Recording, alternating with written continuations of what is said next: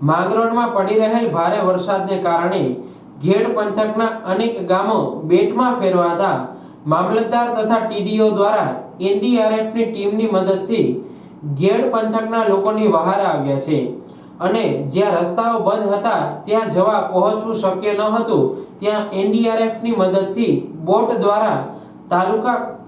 મુલાકાત કરીને ફૂડ પેકેટનું અધિકારીઓ દ્વારા વિતરણ કરવામાં આવ્યું હતું। માંગરોળ પંથકમાં ઘેડના ગામોના બેહાલ થયા છે અને મામલતદાર તેમજ તાલુકા વિકાસ અધિકારીઓ સહિતના ઘેડ પંથકના લોકોની મુલાકાતે પહોંચી ફૂડ પેકેટનું વિતરણ કર્યું હતું। માંગરોળ ઘેડ પંથકના ગામોમાં હજુ પણ પાણી જ પાણી છે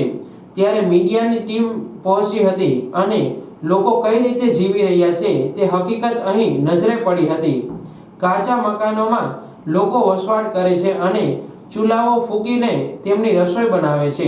પરંતુ ચૂલો સળગાવવા બળતર પણ મળતા નથી, તેથી ઘેડ પંથકના લોકોની હાલત બેહાલ જોવા મળી રહી છે।